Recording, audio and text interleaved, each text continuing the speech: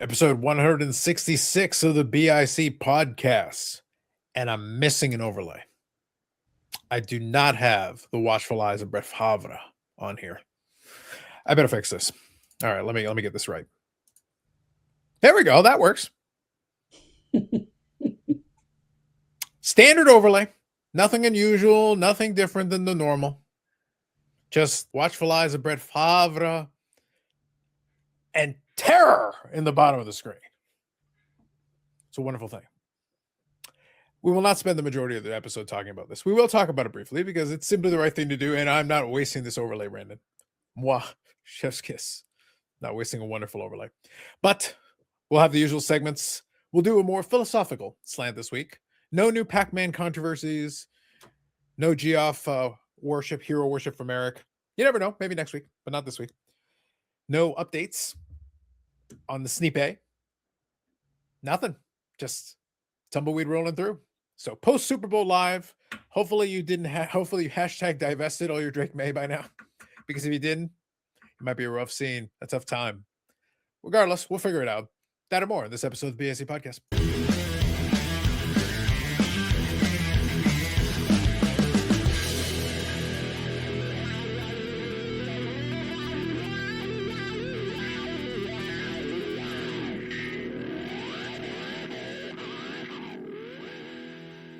The overlay is one of my favorite things. And as soon as the game was over, I was like, what would be the perfect thing?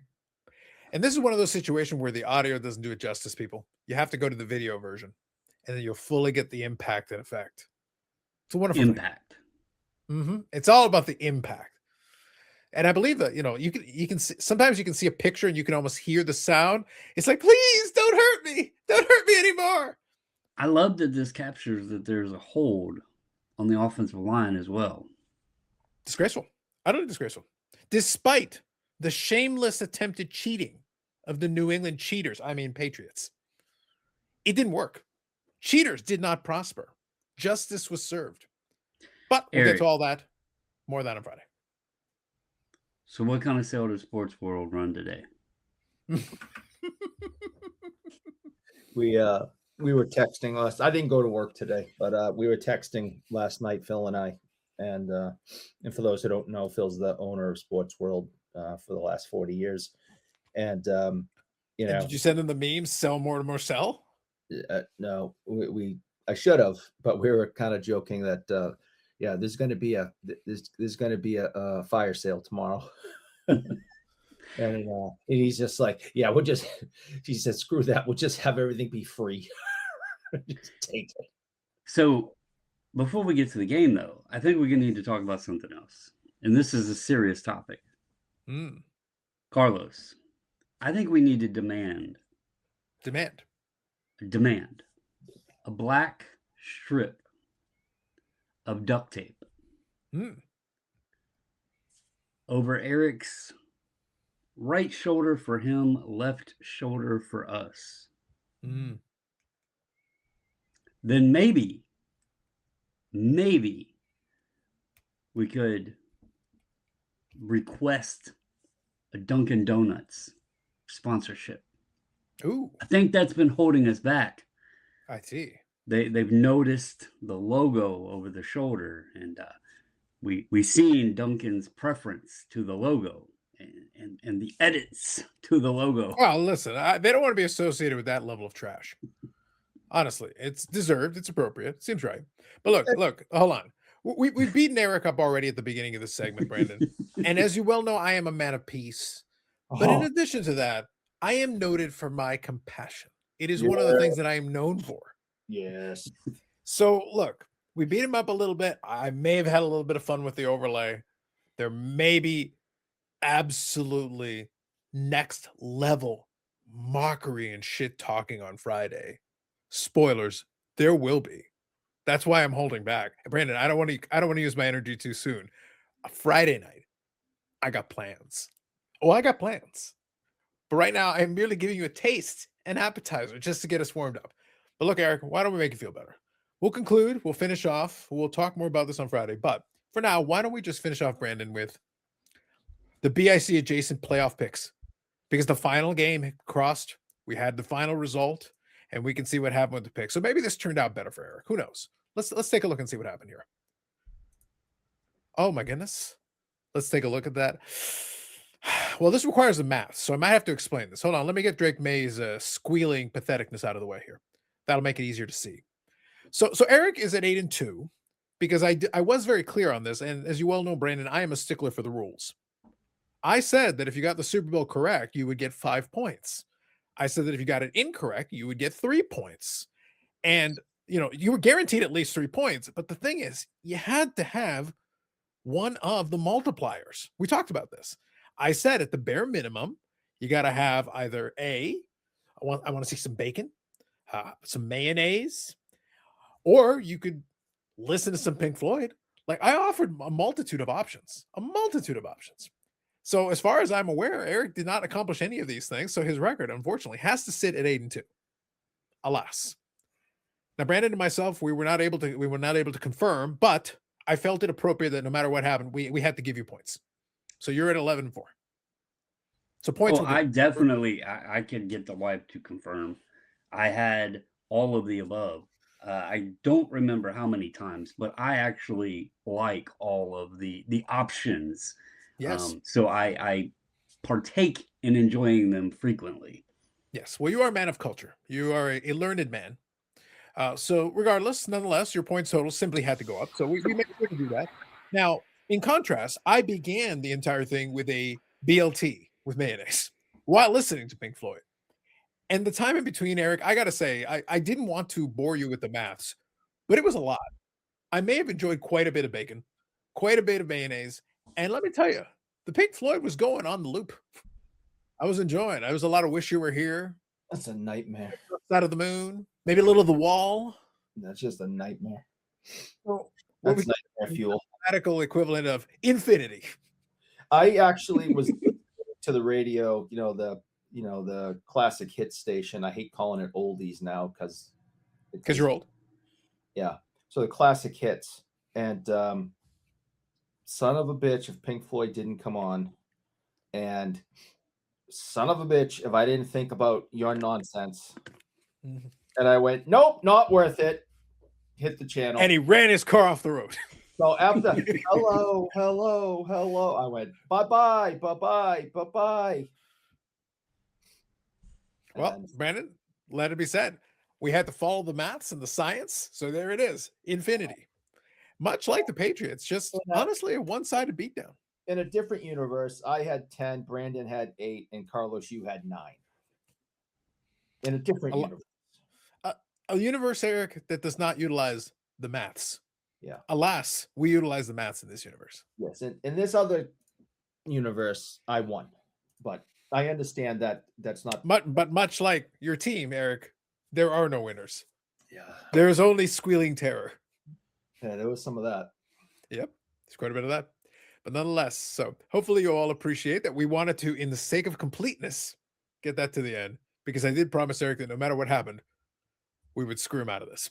Because honestly, he doesn't deserve it. Like his worthless cheating team, overrated, schedule-inflated frauds that they are. This is what you get. More to come on Friday. Now to the comments from last week.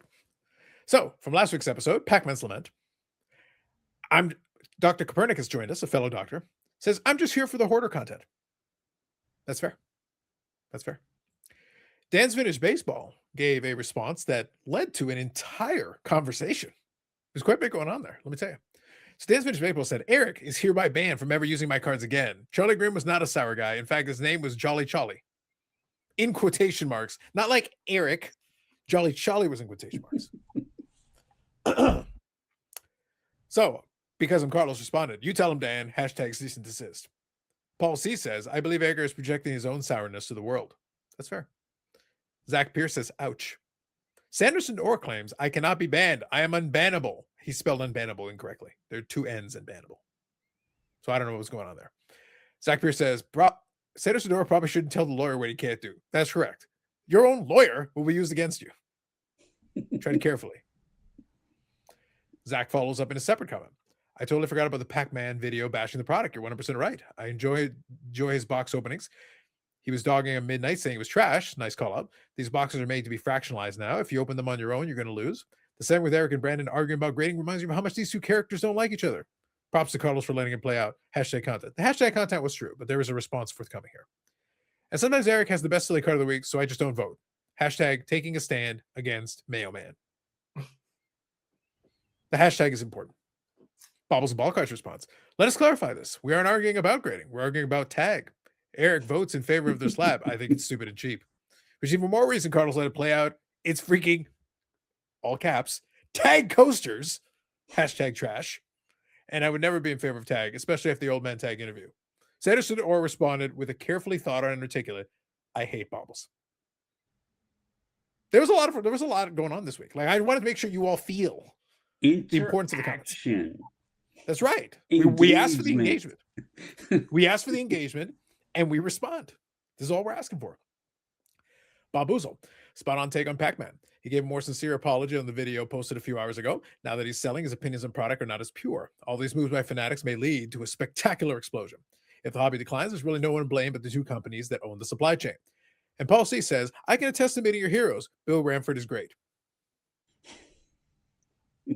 Thank you all for your comments. We appreciate the engagement. I'm ever going to forgive Paul or Bill for what they did. Ever. Wow. Tough times. Tough scene. Ever.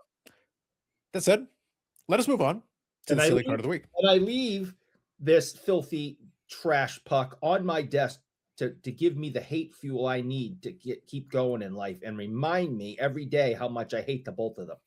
Wow. Brandon, my takeaway from that is that Eric needs hate fuel. I hate out of joy.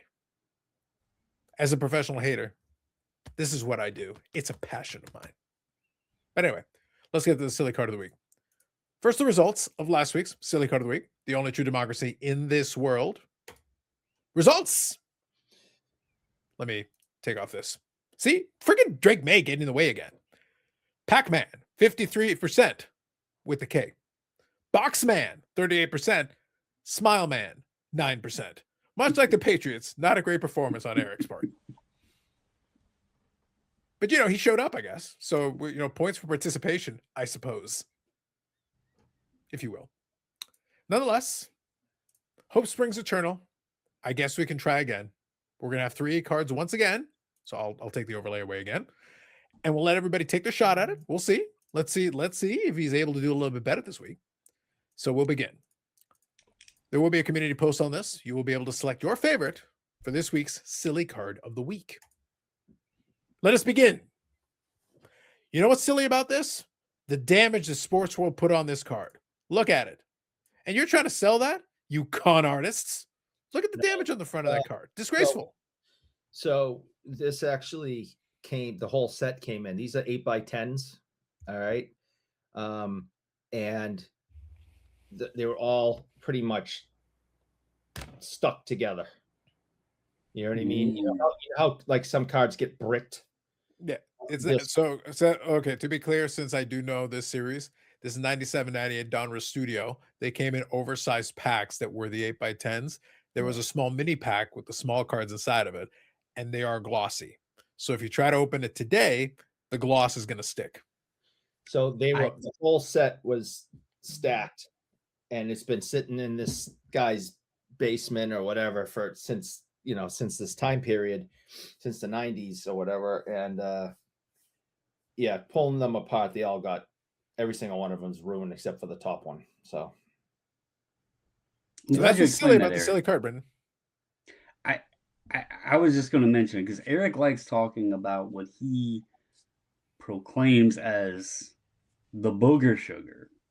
And I thought maybe Eric had used this as a utensil for his, because, just from a distance there, kind of looks a little suspicious. Little residue. Yeah. Looked a little suspicious. Look, all I'm saying is that Eric was a little bit depressed after the shameful performance of team that will remain nameless. And someone pointed out the other day about what he might have in his little hobby. If somebody pays attention to previous videos and lives on this very platform, there was a whole bunch of Pat Patriot on the in terms of clothing and things that people were wearing there. I don't see any Pat Patriot this week. I didn't plan for it. I'm sorry, but I'll still hold up my Drake May rookie. Good for him. We Big Scott wants one, Eric. This might be your last chance to get rid of it. So anyway, so there's your first silly card of the week. A lot. So yeah, so you got the Dominator there, one of the greatest goalies of all time. Absolutely ferocious in net. The Dominator, just legend, Hall of Famer, great. And this is just redonkulous. All the other none of the other cards in the set made the players look silly. They're all just pretty much standing there or, smiling, nothing weird. Eric, hold on. Just before we continue. So you're saying it's almost like, and this is a controversial take, Brandon, so stay with me on this one. It's almost like studio portrait images in a set called Donruss Studio with the word portrait on the bottom of the card. He's the only one they had do something like this. The rest of them were just kind of standing there and smiling. How do we know that Dominic Hasek did not channel his inner Zoolander and this is his blue steel? Yeah, well, that can you confirm that definitively that that's not what happened? This could be a blue steel situation. I did not factor that in. How do we know he's not sitting there looking at a Dunkin' menu and just dreaming of those glorious chocolate sticks? That's how I look when I start thinking about ordering a chocolate stick. So but we've gotten the truth now, Eric. Yeah. Dunkin' does not support the Boston Bruins.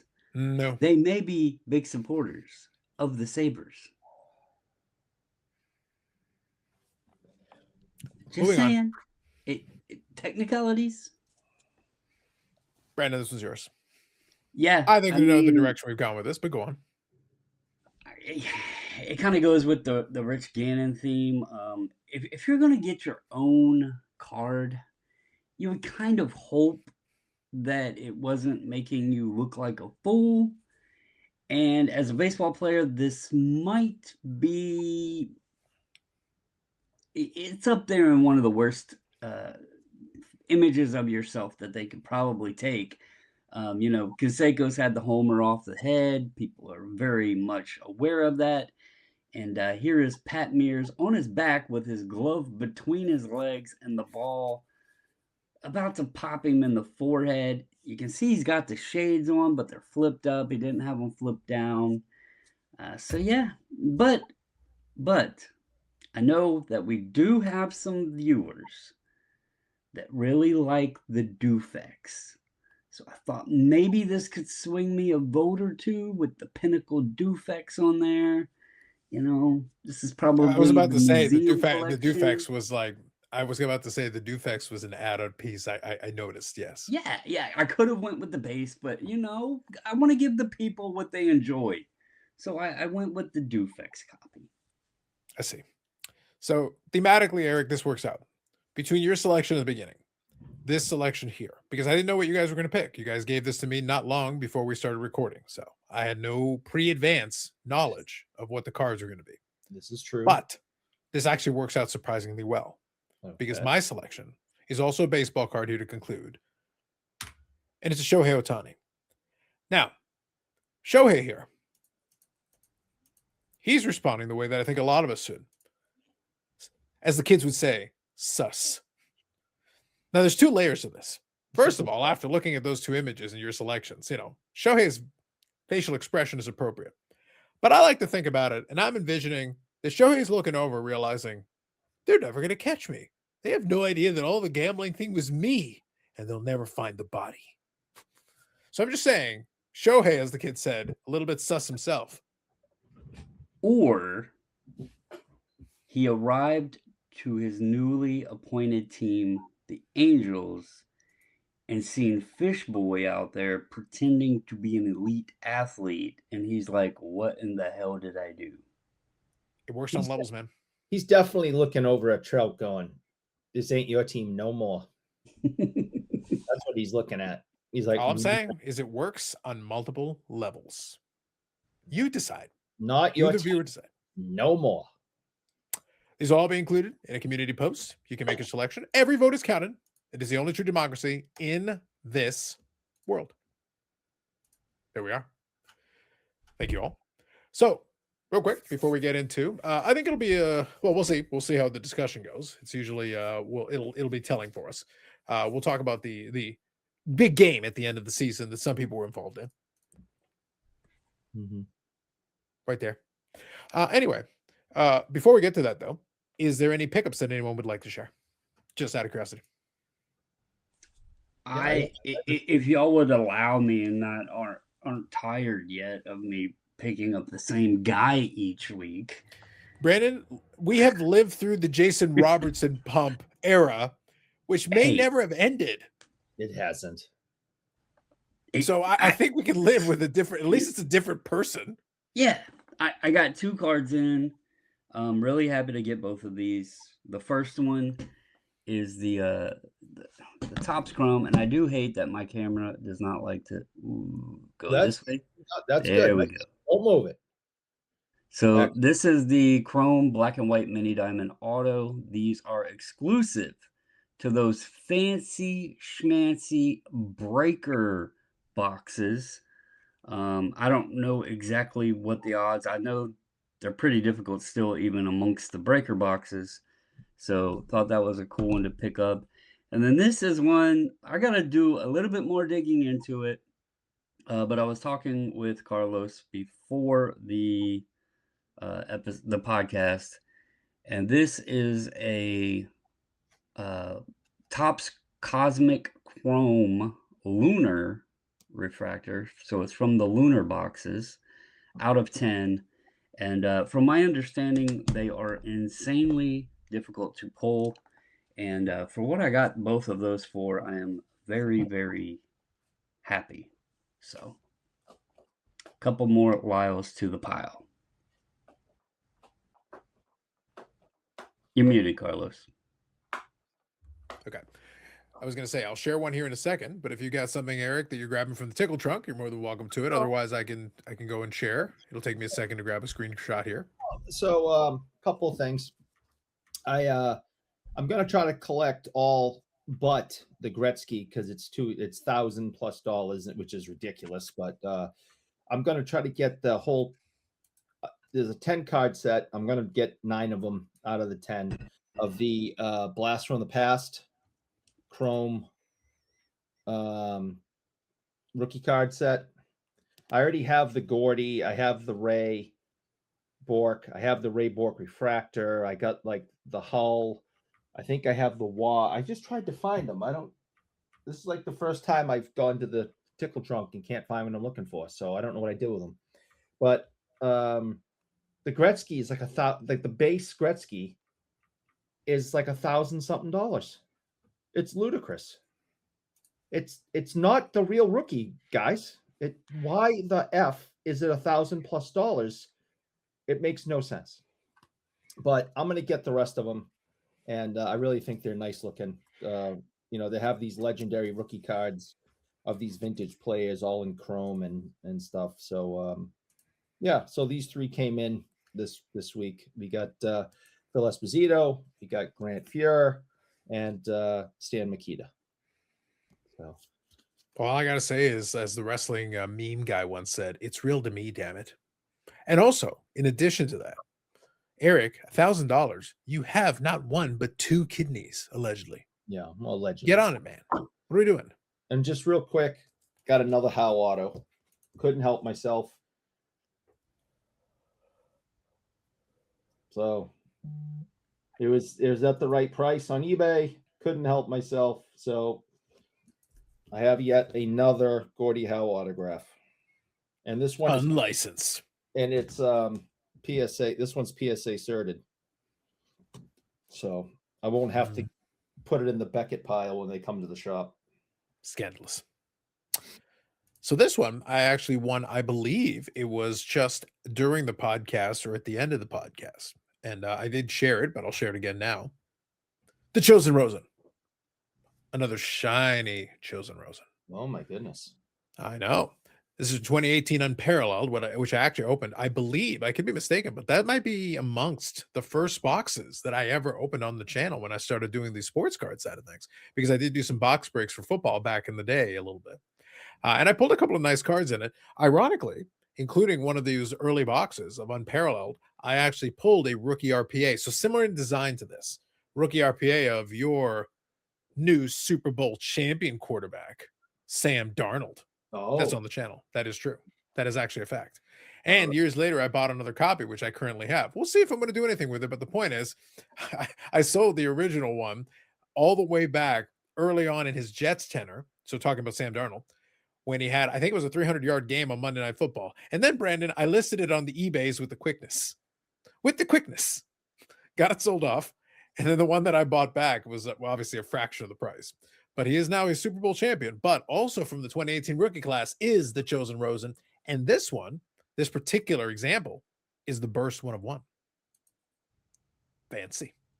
That is nice. 1/1. Yes. Going with the Chosen Rosen PC. Gotta add. Still stacking, Brandon. Still stacking. I just found the other two. I remembered where I had them in the tickle trunk. Yeah. So I've got a few other things, but I'll save a couple of them. I am starting to do a little bit of damage on the Billy off somewhere off in the distance. Will be pleased. They did put Medano in the Red Wings Centennial box set, so they do have a couple of base cards and some parallels.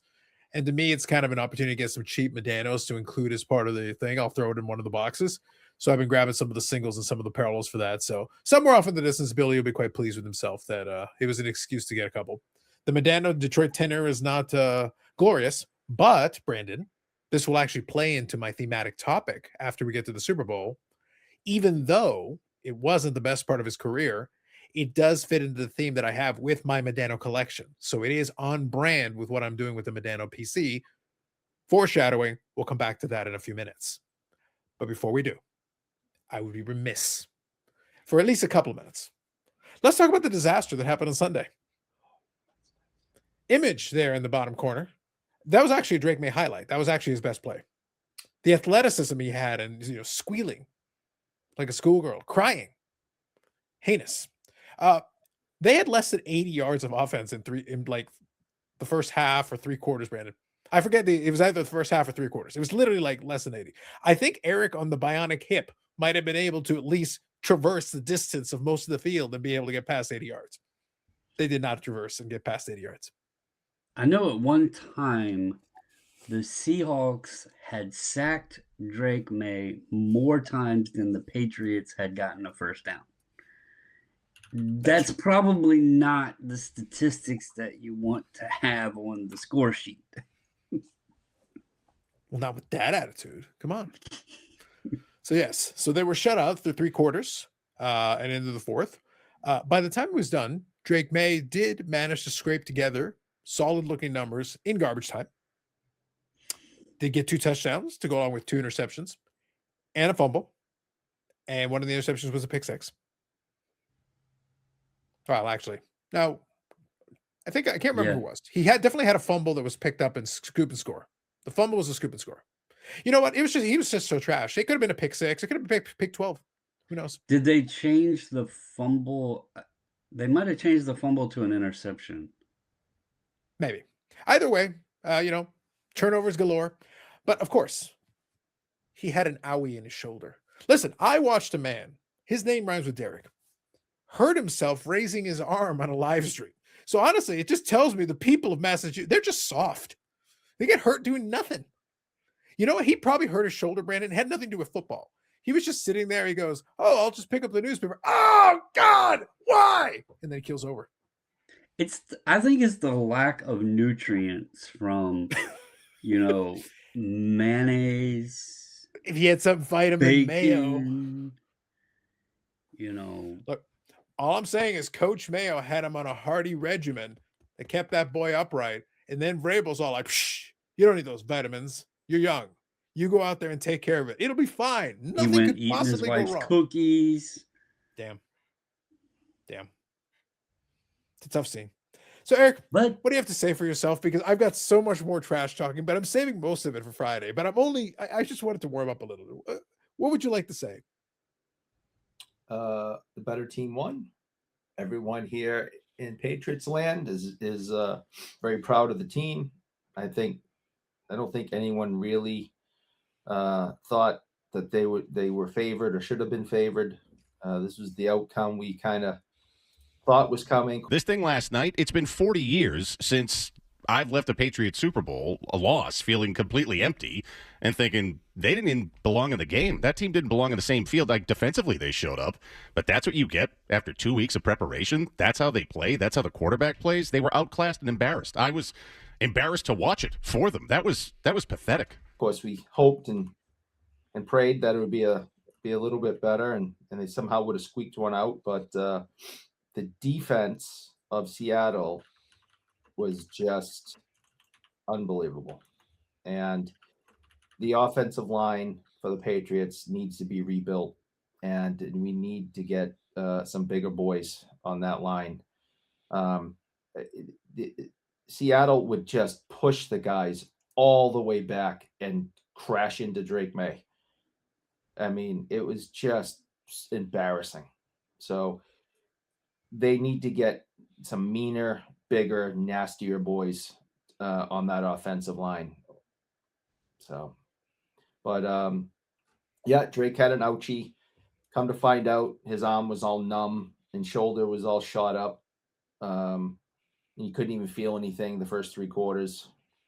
But, you know, it's football. A lot of the guys were like that. There's no excuses. The better team won. There is absolutely no excuses. There was a couple of bad calls against the Patriots. Wouldn't have mattered. So if anybody makes any excuses about the shoulder or the couple of bad calls, they need to be shut down right away, because none of that would have mattered. May could have had hit the best shoulder in the world. Those 2 calls that were really bad could have went the other way, and it wouldn't have mattered a damn. So that's just the facts. But I don't think I think people here are disappointed, but I don't think anyone's really upset. Are we not counting the man outside your window right now, lighting himself on fire, going, "Why?"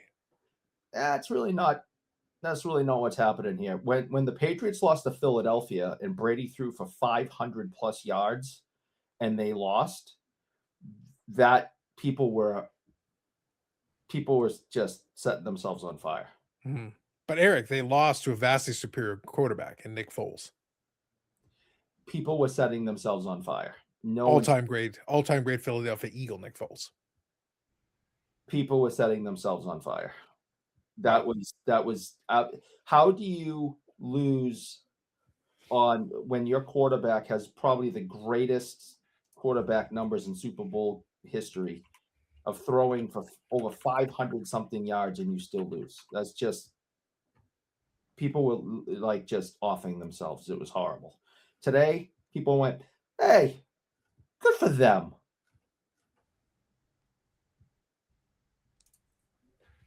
Were they? Is that what they were doing? Yeah, nobody's mad here. I don't even know where to begin. This defense played a Super Bowl winning game. They played great, but the offense couldn't do anything. And it's just like, I don't know what the next step is. I mean, you have a great defense. They play great, but what are you going to do? What are you going to do with the offense? I mean, how do you win that? You got to win that game. I just don't know what's next. Thanks, guys. Yeah, I mean, that's the most frustrating part, Joe. And May was obviously. I didn't like the body language. He looked defeated and timid and all that. It never felt like I knew what they were trying to cook up today. I refuse to believe with all that experience and as good of a coaching staff as they have that they didn't have anything prepared, or that they were completely lost, or that Seattle had all this sophisticated scheme that they couldn't figure out. I don't buy it. Why weren't they able to counter a little bit more effectively, with or without a bruised shoulder? Did you think May should have run more? Yes. Yeah, they couldn't move the ball, Joe. Anything. I just asked. I think he tried. Well, there's always some positives to it, Eric. That Philadelphia game, people were driving off bridges. Oh, it was bad. It was real bad. People were just losing their shit. There was a record set in the game. There was a couple, I think, right? So, congrats to Seattle's kicker. Oh yeah, absolutely. First with 5 field goals in the Super Bowl. And there's always hope for Drake May because I heard that football is coming to the Olympics. And it's going to be flag football. Yeah. So he wouldn't need the offensive line necessarily. Mm-hmm. He wouldn't get demolished the way he did. So maybe he can be an Olympian. Uh-huh. Yeah, okay. We'll hang our hat on that nail. You get it. But I have to say the play of the game that stands out to me. Mm-hmm. You mentioned the Patriots offensive line. Yeah. But the Seattle defender that plowed through the Patriot lineman and said, I'm not letting you stop me take down Drake May. And so he took the lineman down and Drake May down with him. I was like, that should count as 2 sacks. Yep. I agree. No, it's I think I said to you guys before the show started that the offensive line is good enough to handle a bad defense and a average defense. It's good enough to handle the easiest schedule in the NFL. And which is in what decades. When you win 4 games. That's what happens when you win 4 games 2 years in a row. 8 games in 2 years. Yeah, that's what happens. Mm. That's how the system works for everybody. Whoever had like the Raiders will have the easiest schedule next year. Anyway. Wait, you mean the partially Tom Brady owned Raiders? Yeah, right. The didn't want to root for the Patriots, Tom Brady, that guy? Are you gonna throw Tom Brady at me? I bash the guy more than you do now. On the record, Eric, for performative purposes, but we've seen your Tom Brady shrine. It's a little scary. No. If the Reggie Lemon thing is frightening to people, y'all should see the whole collage Eric has of Tom Brady. Nope. The shirtless pictures were not necessary, Eric. That was not necessary. No one needed to see that. Tom Brady owes me money. And if I ever get the opportunity to be around him, I'm going to tell him he owes me money. So I don't know, I know the worst team, the worst record always gets the number 1 pick, but I don't know where you're getting that the easiest schedule goes to the worst team. Because just so you know, the Raiders actually we can't see that, bud. Have the 7th toughest schedule in 2026.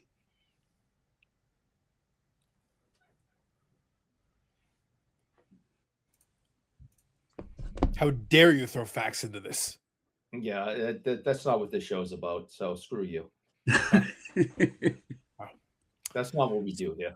So go. So I just wanted to make sure you all had a moment to enjoy. And Brandon, I have no doubt that Eric is right on his assessment. I am sure that I can't find any sports radio takes from New England following this loss because, as Eric said, everyone is taking this with the dignity and grace that Eric is describing. Yeah, they couldn't move the ball, Joe. No, Anything. I just asked. I think he tried. No one is lighting themselves on fire. No one is reacting emotionally. I am sure that no one is using the shoulder as an excuse, as Eric said. We'll talk about that more on Friday. Let's move on. So, moving forward. And in the spirit of compassion that I already described that I have, as much as I am enjoying this overlay, and I am enjoying this overlay, we have said that segment. Let us move on. Now, Dan's Vintage Baseball, friend of the channel, and also episode of Cardboard Cynics. I will leave a link in the description for you. There will be his most recent video was him going to visit the Net 54 gathering that they had on there. So that's his most recent video. I'll include a link in that description for you on that if you want to check it out. But it did lead me down to thought that we've kind of we touched on this topic before, but this is more of a general kind of collecting topic. So no big news things this week. So we'll kind of lay off that since we don't have anything specific to add on that. But I think what was interesting was that the way they had it there, it wasn't a card show. it was kind of a collector showcase kind of thing. Now, like I said, I think under the right I'm sure that if somebody really wanted to do a deal on something, maybe somebody had an extra of something, I'm sure a deal could have been done, like a trade or a sale or whatever. But that wasn't specifically what they were set out to do. So Dan himself brought like a collection of cards, but they were basically like I think it was Boston. I have to double check the way he set up the display and listen to the video of that piece of it again.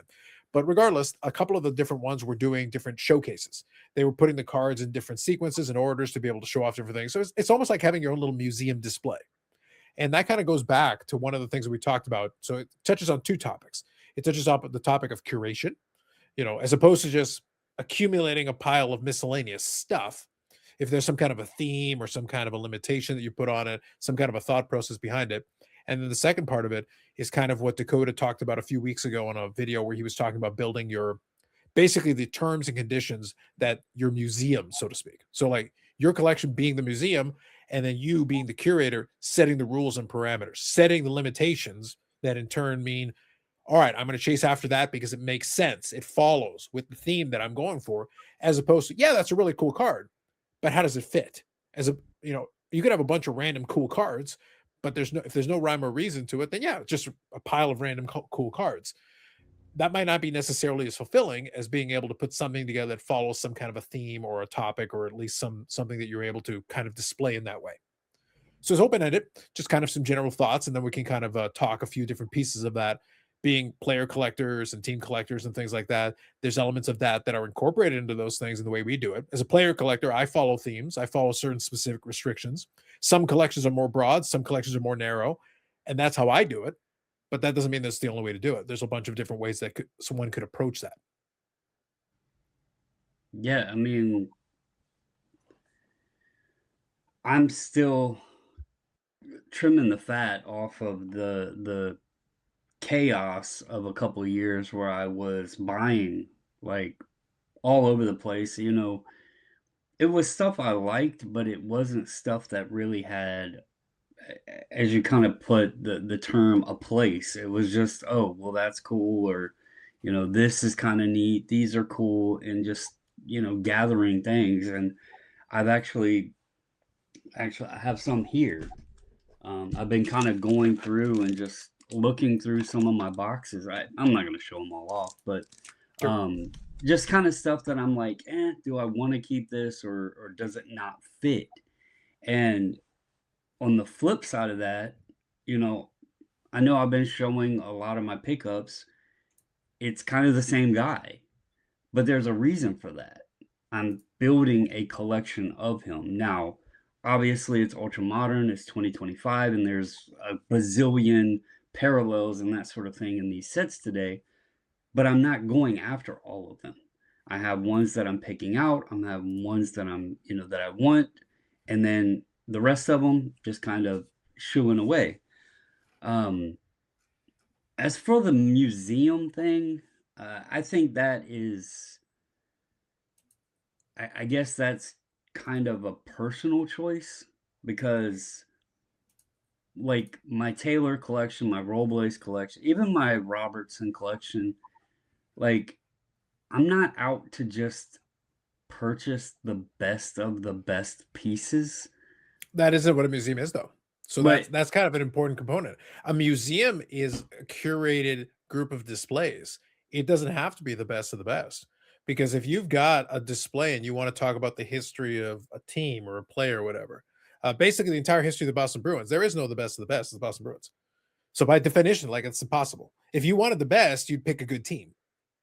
So just having Boston Bruins automatically, brings it down to the doldrum. It's almost New England Patriots trash, but it's close. I guess it's kind of like with you and your Medanos, right? If you're a player collector, it's harder today to try to be a completionist, but we do as best we can, especially, if we're team focused or player focused, we try to find a path that we are satisfied as the completion, so I'm not looking at it as a museum quality collection, I guess is the term. Like, it's not walking into an art museum and you're seeing the Mona Lisa or anything, but it is the the curation of the player and or team, depending on which route I'm going in which circumstance, I'm going to get the things from that team or of that player that I want in the collection, and I'm going to get as much of it as I possibly can track down. So I guess that's why I don't look at it as a museum approach necessarily when I'm doing my teams or my players. Sure, but let me throw kind of an example that kind of plays into what we just talked about already a couple minutes ago. Because again, the concept is building some kind of a theme or display. Again, it doesn't have to be a literal display. It can literally be in a box, but it can have a theme. The theme is the idea. So, for example, if the Seahawks wanted to have a display to commemorate this Super Bowl team, well, there's things they could do. They could get, equipment, they could get pictures, they could get, certain items from certain players. Darnold is obviously would be part of that. Well, nobody thinks Darnold is the best player. Nobody thinks Darnold, but he's part of the story of this particular Super Bowl team. Like he's a big piece of it. So, but anything you get from Darnold wouldn't necessarily be his best stuff because even if you like Darnold, you might be interested in his rookie stuff. But his rookie stuff is not as a Seahawk. So if you're building that Seahawks thing, you're not going to go after his best stuff. You're going to go after the stuff that fits the Seahawk, that fits this season, that commemorates. So maybe you get a football from this season. Maybe you get, his cleats from the NFC Championship. These are not necessarily the best individual items of the best individual. There's no best in any of them, but it all makes sense. If you're talking about the story of this season, those items make total sense. It should be items from him as a Seahawk. You can have maybe one of his jerseys, and then you bring in some of the defensive players should be part of it too. Maybe you get a couple of their jerseys. So this team may never be the greatest team ever. None of that is, down the road we'll figure it out, but likely not.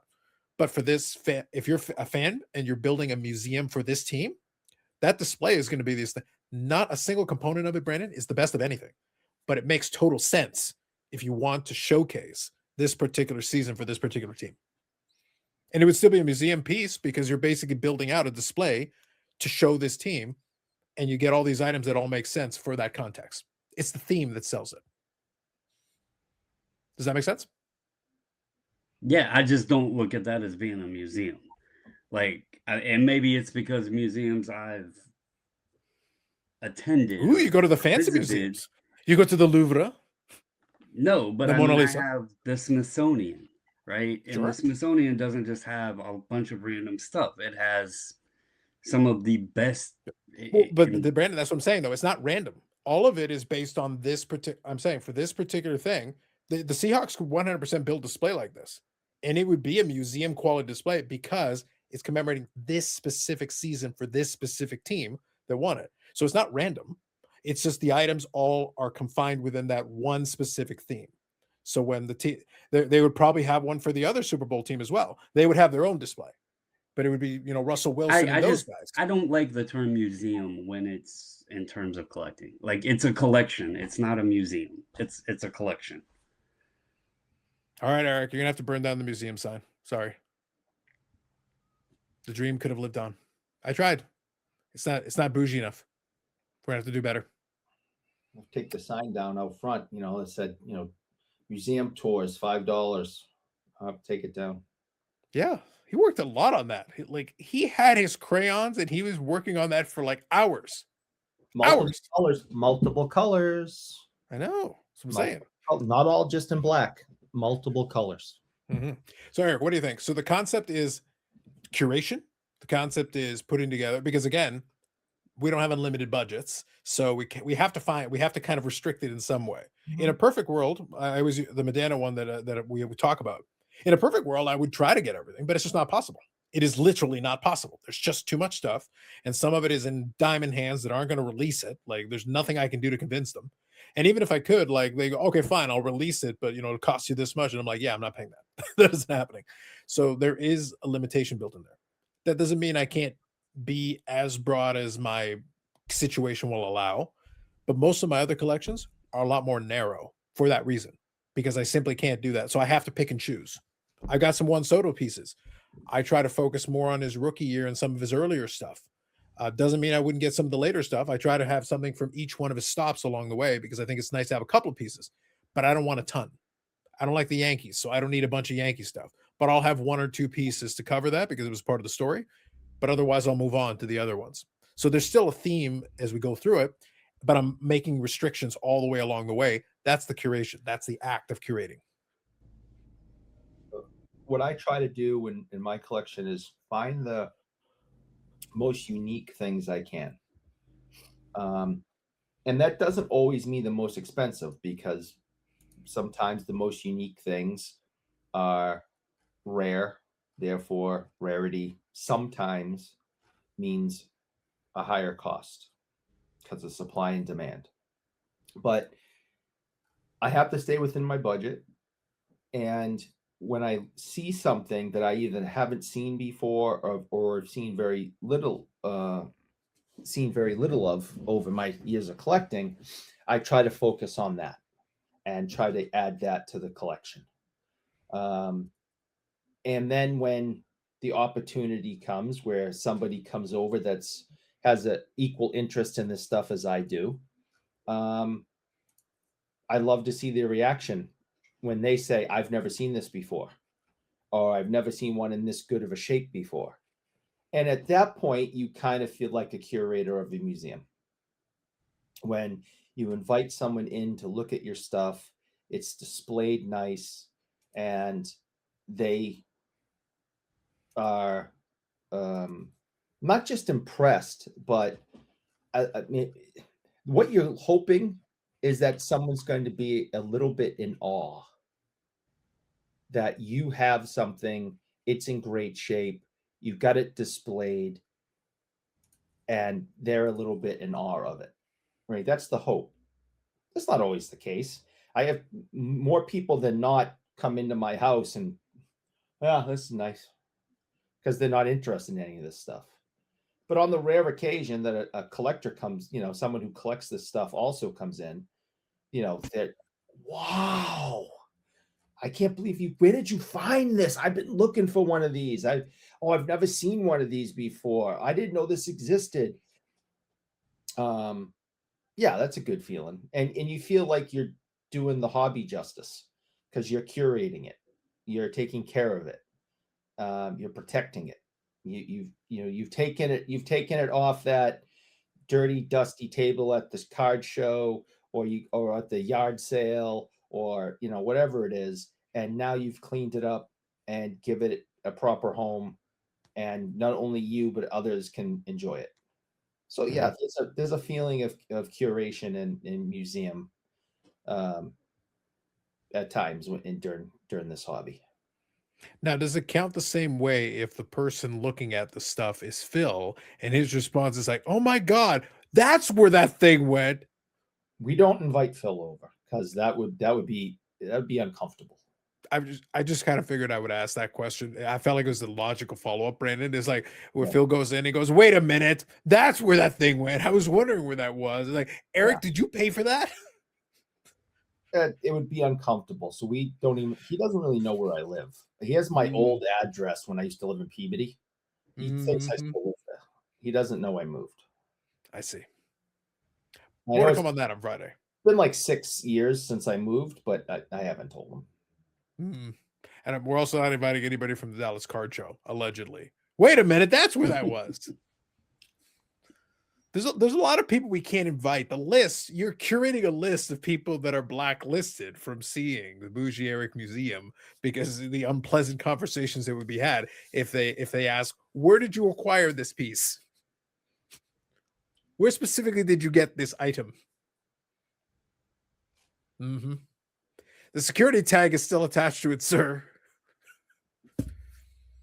Just saying. Life's about risk. It's a mystery. It is quite the mystery. Yeah.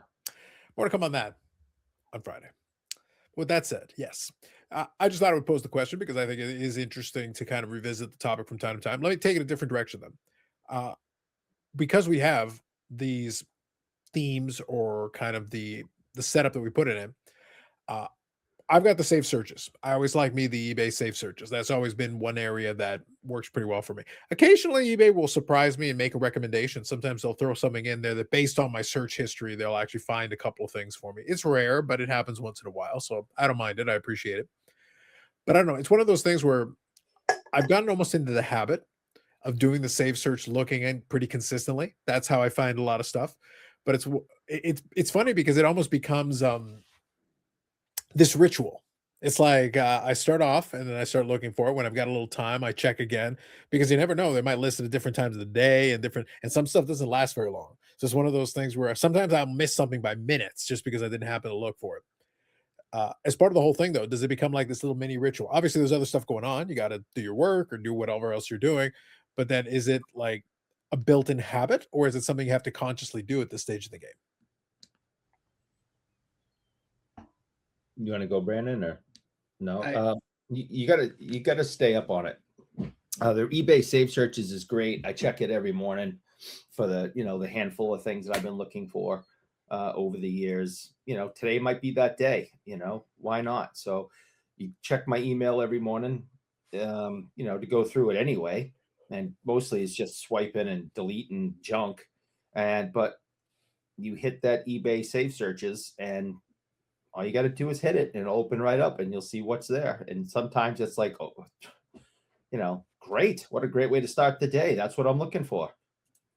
But most it's like, got it. Never mind. Off it goes. But yeah, I start my day off like that pretty much every day, going through my emails. And when I see eBay save searches, I open it up every time. And this, probably just like you guys, probably got quite a few different things that are saved.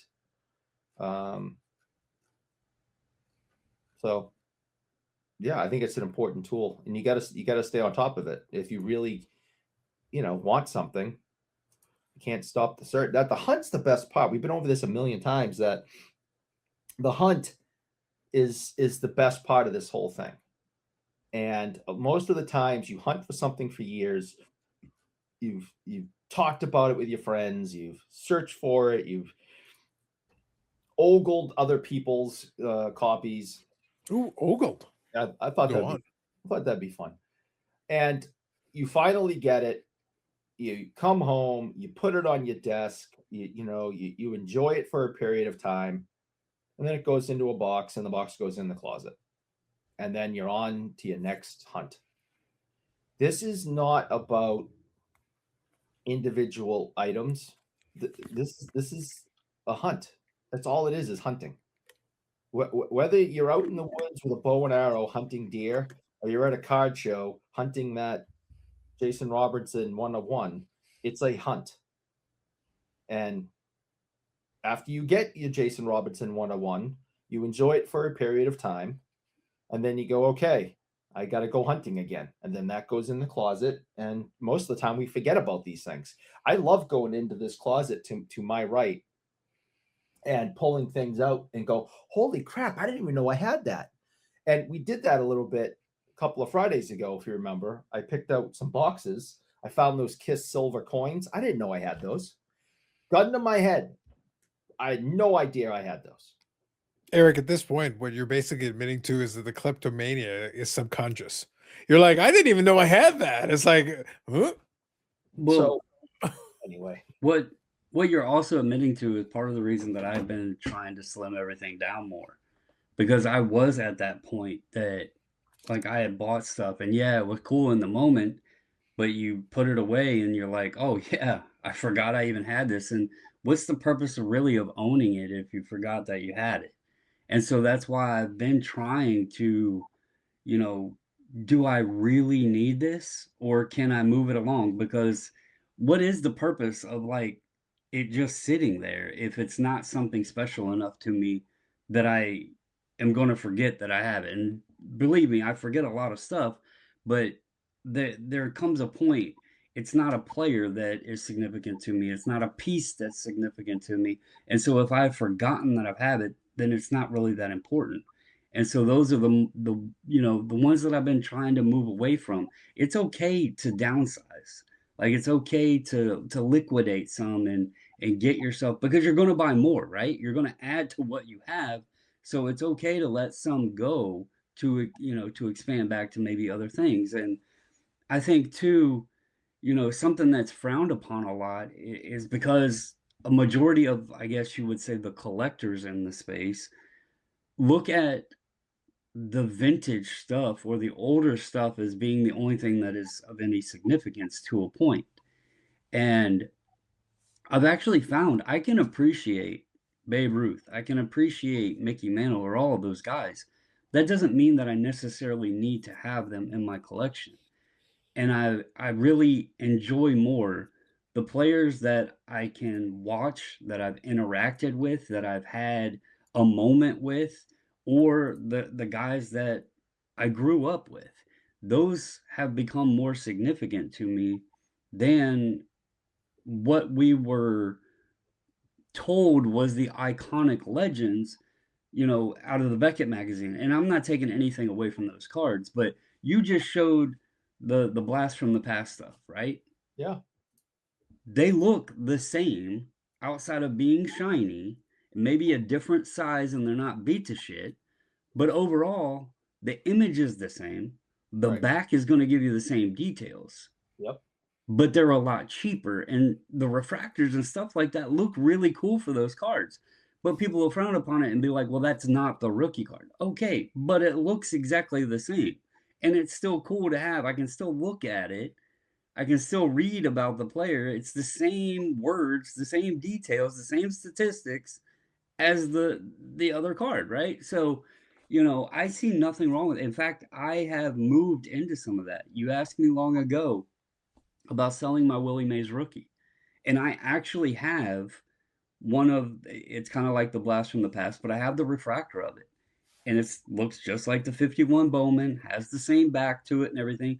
I think it's a really sharp looking card. And I enjoyed owning the Bowman, but there's just things that I'm in a different direction, and I looked back of where my happy place was. And whether you want to consider it a museum or a collection or whatever, I think the wording is just the wording of it, right?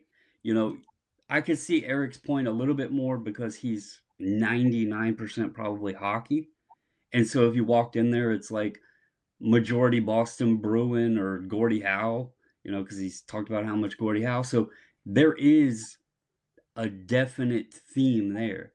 When you look at my shelves, you can just, from this image right here, you can see Legos up there. You can see video games. You can see screen use props. You can see cards. Like, the themes are kind of all over the place, right? So it's not like a definite theme when I'm displaying stuff here. It's See, my Brandon, I theme. disagree. I see, Eric, inside the mind of the bearded man. Yeah, and but I enjoy a lot of things. And here's a I have walking to dead tell lady's belly.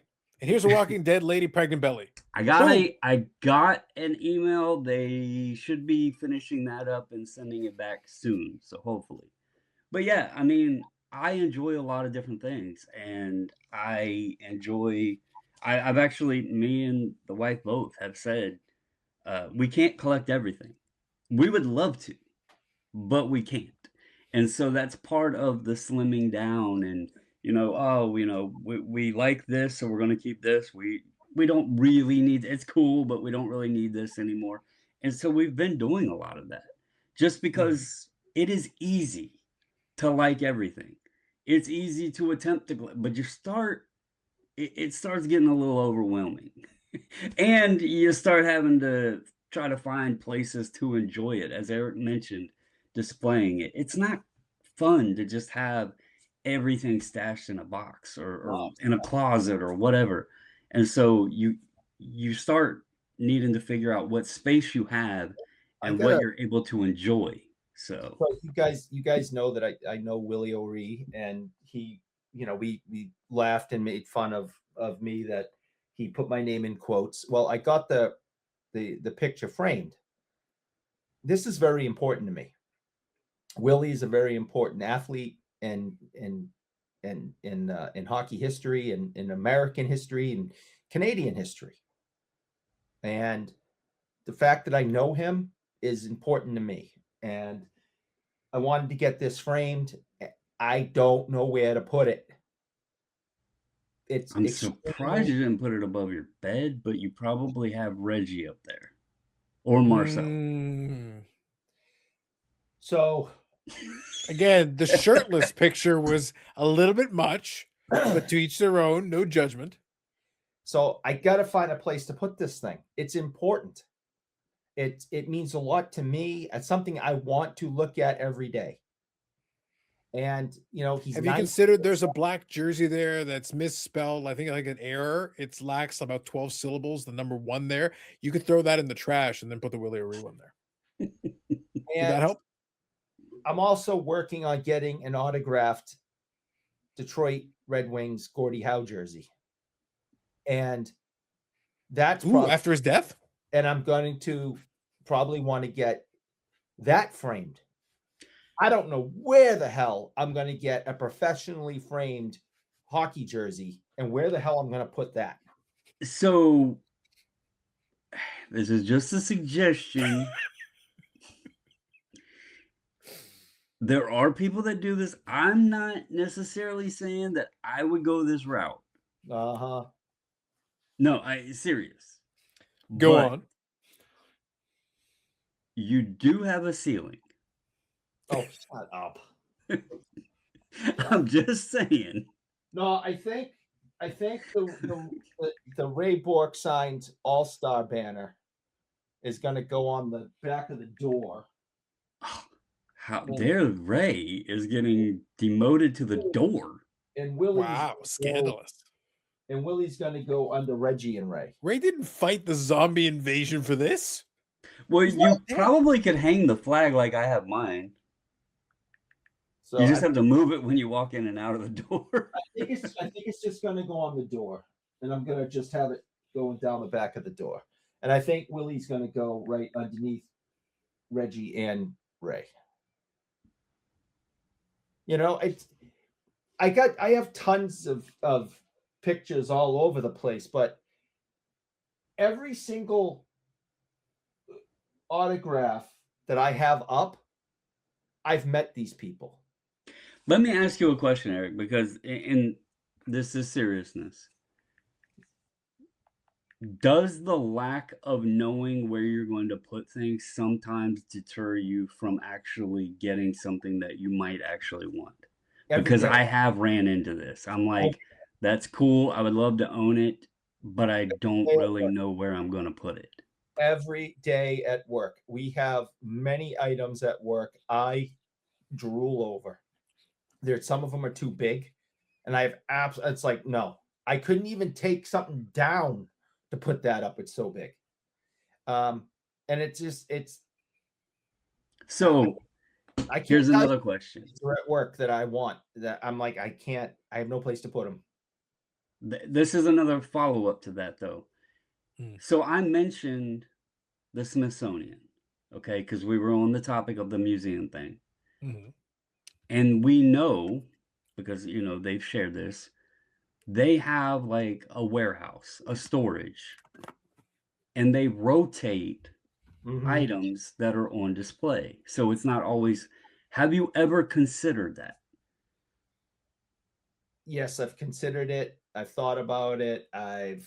Over the years, I've actually done it at once or twice. But I have the pieces that are the most important to me and that I enjoyed the most up. And then I get something new, and then I'm like, all right, is this better than that? No. But I really like this, and it's new, but it's not better than that. So what do I do with it? I put it in the pile that's over here. And that's because a lot of the images and stuff that you have up have personal meaning to you. And I think that's something that is lost a lot in building the collections and everything else. It's like, I'll go back to Taylor and Robles. Two reasons that a reason that I collect both of them guys.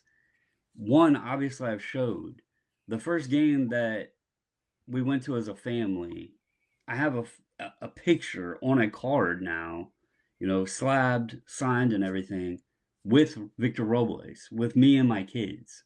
That's a moment that I'll always have in time, and that immediately had an impact to me collecting him. Michael Taylor, he was the first player when I started watching the Nationals that I gravitated to, and then getting to meet him, getting to have conversations with his wife and everything and all of that, that added significance. It's not just, oh, I like these guys or I'm collecting them because I think they're going to be good. There was moments there. And that when you have those interactions and those moments, it makes everything that you're doing in your collection that much more important. And Carlos is like, I collect Medano and I don't want to meet the damn guy. And People for that. yeah, I got people for that. Yeah. It sounds an awful lot like effort. Like, listen, they don't agree to my signing fee. I'm not going to do it. Yeah, I'll miss people for that, I guess. See, Eric. You should be proud. After all the things that I've called you, the nicest thing I've ever called you, Eric, you are people. Yeah, that's probably up there. Yeah. Some people would say you're not a person. You know what, Eric? I got your back. I defend you. You are, in fact, a person. You are people. Oh, you're the best. That's what I do. But yes. No, I wanted to kind of open up the conversation. Just more open-ended this time around, folks. So speaking of the engagement, in the comment section, feel free to chime in. It was meant to be open-ended on purpose because I didn't necessarily want to direct in any direction. I gave some examples, so you can take it or leave it and do whatever you want. The museum thing, above all else, was a metaphor. The metaphor is the curation. The point is the curation. A museum curator is a person who decides what these displays look like, what they are and what they aren't, what should be here, what shouldn't be here, what theme it follows. It doesn't have to be that particular because the majority of us collect different stuff. So maybe there's a mix, a blend. Some are more specific than others. Some of them are going to be broad. Some of them are going to be very narrow. And you're going to say, hey, look, I'm interested in this, but I'm only interested in these. Even the Josh Rosen thing, for all the jokes and everything. If someone is paying attention, what they'll realize, even though he has cards in other years, all the Josh Rosen cards are for 2018. There is nothing that is not 2018. He does, in fact, have cards for 2019 and maybe even 2020. I forget, but 2019 for sure. There's not a single one from 2019 because I cut it off. I basically said I was interested in that rookie year for that class because they were part of that 2018 rookie class. And in 2018, because we didn't know what any of them were going to become, they were in those sets. As a top 10 pick, he was in most of the sets. So that is the limitation. It has to be the 2018. It can't be after 2018 because that would defeat the point. He could come back next year and be in more sets. I'm not interested. Only in that one specific year. Because again, I was opening boxes of that product too. So there is a specific reason for that. In addition, there's your limitation. There's your restriction. So any of the other stuff, not interested. For Medano, it's more open-ended and broad, but it's a different category entirely. I'm a snob on certain things. Like I've said, I don't really care about Soto stuff outside of Nationals. My Griffey collection, I really only like the Mariners uniform. Shaq, preferably, I think I might have one card, maybe two in a Lakers uniform. I'd prefer him in Orlando. So yeah, I have certain things like that where I don't want players outside of certain things that I do axe it down to specifics on. Yep, and that makes sense. That's why I say, but in the same vein, you can have one collection like that. You can have another collection that's more broad. You can have another one that's like, literally, I'm only interested in this particular subset, this particular insert set, this particular that. By having those things in place, it allows you to really focus your attention. I've got some UFC cards. The majority of them are from that one UFC Topps Chrome set. I have all the autographs. I completed that set because, as far as I'm aware, Mark Hunt never existed. Go ahead. Is that because the UFC stuff was kind of new and limited, and it's what you found that you liked the most? Because, and the reason I'm asking that is I've said this, obviously still new in the hockey space. I have found that the stuff that I actually target, there is specifics, because being new in the space, I've had to find what I like. And I don't like everything. Yeah. So to answer your question, the reason that one became the one was because at the time you were able to get the 2018 Topps Chrome were actually available very inexpensively. They were almost clearance in some places. So it turned out, now, as it turned out, after the fact, there were UFC sets before that. There was even a 2017 Topps Chrome, I believe, right before that as well. I never got into that one. But because I was able to get those boxes cheap and they included some of the autographs in there, it happened to be one of the nicer designs. It was one of those things where I'm looking at the design on card autos. They're nice. Then I looked at the checklist and I go, oh, you've got some really good. This checklist is very well built. You've got most of the key players, most of the key characters at the time. You don't have everybody, but you've got UFC Hall of Famers all over the place. You got Chuck Liddell on there. You got a lot of champions around the time that was involved in that as well. So you've got a bunch of the ladies that are going to be in the Hall of Fame section, and then you got a bunch of the guys that are going to be there, multi-level champions and all those things included. So I was like, this is a pretty good checklist. Top to bottom, it's pretty solid. And it wasn't so many cards that it wasn't undoable. So the reason I started the project is because I look at it and go, yeah, I could do this. The only one that costs more real money, because I got of the time that I got it later, was the Sean O'Malley. That was the only one that kind of held like a bigger value because I think it was his rookie year. So that one being a rookie year cost more, but all the other ones I was able to get reasonably, and it worked out. And it happened to be a nice design, so it was a perfect combination. I was able to get some boxes cheap, get some singles right away. The insert set wasn't too crazy. The design was really nice. It had a good checklist, and I was able to make some headway on it right away. That is the reason I was able to stick it out. Once I got far enough along, I was like, all right, I'm going to finish this. I got this far. I can get through these, and I'll finish it. But it wasn't easy because some of them, once the supply started to dry up, once things got hot around the pandemic period, suddenly those same ones were starting to cost way more than when I was getting them, because I was getting them, I think, around 2019. So it's just like a year after the set came out. But by the time you get into 2020, prices all the ones that I was able to get for like $5 or $10 were all of a sudden 30, 40, $50. And then the other ones escalated from there. And sometimes it works out that way. You just happen across something, you like it, and you decide, hey, you know what? I'm going to give this a go. And most of the time you give up. But in this case, I decided to stick it out, especially once I got far enough along. I was like, all right, I'm finishing this. The O'Malley was the last one, not surprisingly. It's the most expensive one. Why Eric collects Boston Bruins. Yeah. Because they're cheap. I don't know why I keep coming back to this. Contractual obligation? I hate it. I hate it. I hate it. In perpetuity? Hate it. If it makes you feel any better, Eric, I've got fresh cookies in the refrigerator. I can like try to push them through the screen if you want. Yeah, that's not going to help. Brandon and I tried. Wasn't for lack of effort. I'm being. He I'm says being he hates serious. this, but we always do give a little bit of effort and try. Honestly, we are givers. Does he deserve it? No, not really. But we try to give. And earlier in this very program, I tried to give him a suggestion of how he could display his beloved, wonderful Willie O'Ree image by moving some trash off the wall, clearing the space, and boom, there's the spot for Willie. We're here to help. And on that bombshell, that concludes this episode. How many Joe Thornton autos do you have up? Not enough.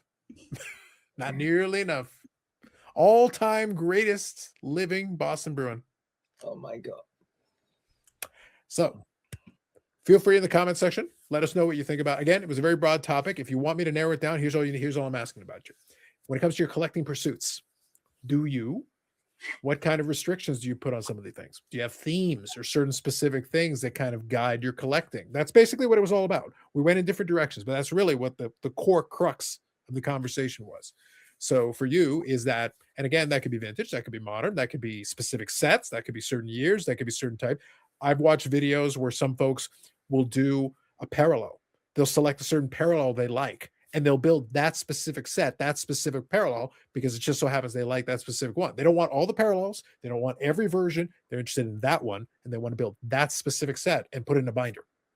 That's totally valid. That's a completely legitimate way of doing it. Makes sense. Great. Because you're giving yourself a target. You're giving yourself something to go after. Makes total sense to me. and everybody gets to choose kind of what they want to do, and that's as good a way as any. It's just trying to avoid the idea of just having random piles of stuff everywhere. That's kind of the one thing we all really don't want in the long run. If it has some kind of a theme to it, at least if it makes sense to us, that right there is everything you're looking for. So that works out. So if you got thoughts on that, feel free. The post will be up later this week for the silly card of the week. So feel free to pick your favorite one on there. And otherwise, we'll check out the comments in the following episode. For Brandon Bubbles and Ball Cards, known associated 540 Flips. For Eric Sanderson or Friday cannot come quickly enough. I'm I've sick. got plans. I'm sick on Friday. Oh, you're not. No, you're only sick in the head, and you're not getting off on that one. You don't have a psychiatrist note for that one. Don't worry. It'll be his flu game, his sick game, whatever it takes. It'll happen in perpetuity. All right, that's it for us. More videos coming up on the channel. Hit the like button. Eric pays for it. We'll catch you in the next one.